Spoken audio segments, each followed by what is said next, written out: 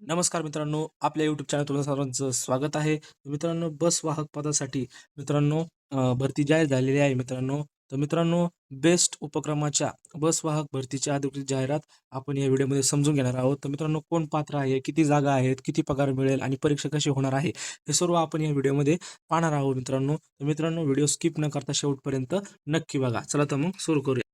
तर मित्रांनो, बेस्ट उपक्रमामध्ये बस वाहक या पदासाठी अनुसूचित जाती, अनुसूचित जमाती, विमुक्त जाती, भटक्या जमाती, क ब विशेष मागास प्रवर्ग, इतर मागास वर्ग, आर्थिकदृष्ट्या दुर्बल घटक, सामाजिक आणि शैक्षणिकदृष्ट्या दुर्बल घटक व आराखीव प्रवर्ग उमेदवारांकडून मित्रांनो रिक्त असलेले पदांसाठी मित्रांनो अर्ज मागवण्यात आले आहे मित्रांनो. तर मित्रांनो, सदर अर्ज हे बेस्ट उपक्रमाच्या www.bestundertaking.com या संकेतस्थळावर रिक्रुटमेंट या रिक्रुटमेंटची जी PDF आहे मित्रांनो, तर तुम्हाला इथं अवेलेबल होऊन जाईल आणि याच वेबसाईटवर तुम्हाला अर्जही करायचा आहे. तर मित्रांनो, तब्बल 364 जागांसाठी मित्रांनो, बेस्ट बस वाहक पदासाठी मित्रांनो जागा आलेल्या आहे मित्रांनो. जागाही खूप चांगल्या आहे मित्रांनो. 364 जागा आहे मित्रांनो.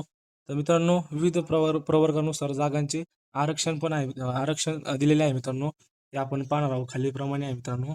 चला तर मग ते पाहूया मित्रांनो.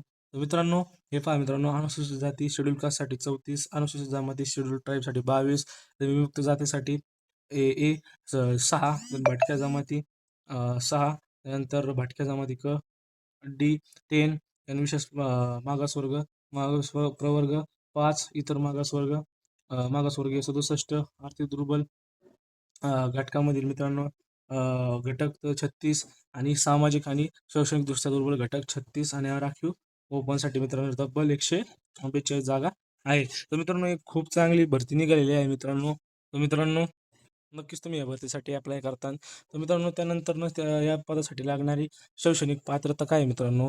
तर मित्रांनो, माध्यमिक शालांत परीक्षा SSC मध्ये मित्रांनो तुम्हाला किमान 50% गुणांसह तुम्ही काय उत्तीर्ण झालेले पाहिजे मित्रांनो. तुम्ही 10वी मध्ये तुम्हाला 50% गुण असणे आवश्यक आहे मित्रांनो, व मराठी विषयासह तुम्ही उत्तीर्ण झालेले असावे मित्रांनो.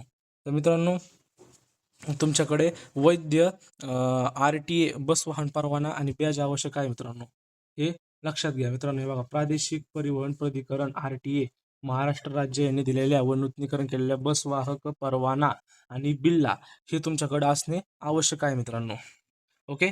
त्यानंतर मित्रांनो, शैक्षणिक त्यानंतर मित्रांनो, वयोमर्यादा. तर मित्रांनो, या पदासाठी लागणारी जी वयोमर्यादा आहे, तर मित्रांनो दिनांक 29/7/2026 रोजी खुल्या प्रवर्गातील उमेदवारांसाठी 18 वर्ष पूर्ण ते 38 पेक्षा जास्त नसावे. हे पहा मित्रांनो, जेवढे खुले प्रवर्गातील जे उमेदवार आहे मित्रांनो, त्यांच्यासाठी 18 वर्ष ते 38 वर्षामध्ये तुमचं काय पाहिजे मित्रांनो, वय पाहिजे. जर त्याच्यापेक्षा जादा नसावे मित्रांनो. तसंच मागासवर्गीय उमेदवारांसाठी 18 वर्ष पासून ते 43 वर्षापेक्षा जास्त नसावे. हे पहा मित्रांनो, 18 वर्ष पूर्ण पाहिजे आणि 43 वयापेक्षा तुमच्यासाठी वय हे जादा नसावं मित्रांनो. तो अशी तुमची वयोमर्यादा आहे मित्रांनो. जर तुमचं वय याच्यामध्ये बसत असेल तर तुम्ही या भरतीसाठी अर्ज करू शकता मित्रांनो.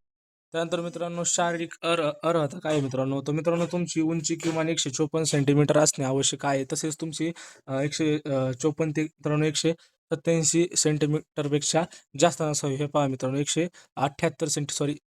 178 सेंटीमीटरपेक्षा तुमची उंची ही जास्त नसावी व 154 पेक्षा कमी नसावी मित्रांनो. व तुमचं वजन किमान 45 किलो असणे आवश्यक आहे मित्रांनो. तुमचं हे वजन 45 किलो असणे आवश्यक आहे. याच्यापेक्षा कमी असेल तर तुम्ही याला अर्ज करू शकत नाही मित्रांनो. त्यानंतर मित्रांनो, महत्त्वाचा भाग ते म्हणजे पगार आहे. तर तुम्ही ह्याच्यामध्ये भरती झाल्यानंतर ना तुम्हाला किती मूळ वेतन असेल किंवा पगार असेल, तर मित्रांनो तुम्हाला मूळ वेतन हे 22,000. हे पहा मित्रांनो, तुम्हाला जे मूळ वेतन आहे मित्रांनो, तर ते 22,060 रुपये इतकं तुम्हाला मिळणार आहे. प्लस मित्रांनो, हे पहा मित्रांनो, प्लस तुम्हाला महागाई भत्ता, घर भाडे, वैद्यकीय भत्ता, गणवेश, धुलाई भत्ता, तसेच रजेचे रोखीकरण, रजा प्रवास भत्ता, उपक्रमाच्या बसमधून मोफत प्रवास सुविधा. हे पहा मित्रांनो, तुम्हाला उपक्रमाच्या बसमधून मोफत प्रवासी एकंदरीत अंदाजे रुपये 36,000 इतकं तुम्हाला पेमेंट असणार आहे मित्रांनो. एक खूप चांगलं म्हणजे जॉब आहे मित्रांनो, आणि तुम्हाला हे वेतन हे खूप चांगलं आहे मित्रांनो. तर नक्कीच तुम्ही या भरतीसाठी अप्लाय करा. त्यानंतर मित्रांनो आता सर्वात महत्त्वाचा भाग ते म्हणजे परीक्षा. तुम्हाला या भरतीसाठी तुम्ही अर्ज केला त्यानंतर तुम्हाला परीक्षा द्यावी लागणार आहे मित्रांनो. तुमची एक CBT टेस्ट असेल मित्रांनो, कॉम्प्युटर बेस्ड टेस्ट असणार आहे मित्रांनो. याच्यामध्ये टोटल 3 विषय आहे मित्रांनो. पहिलं अंकगणित, नंतर सामान्य ज्ञान व चालू घडामोडी, भाषा ज्ञानमध्ये मराठी व इंग्रजी अशा हे 3 विषय असणार आहे मित्रांनो. तर मित्रांनो प्रत्येक विषयाची बहुपर्यायी चाचणी ही 10 गुणांची असेल मित्रांनो व तुम्हाला चाचणी परीक्षेत पात्र ठरण्यास वरील प्रत्येक विषयामध्ये किमान 3 गुण एकूण सरासरी 12 गुण प्राप्त करणे आहे मित्रांनो.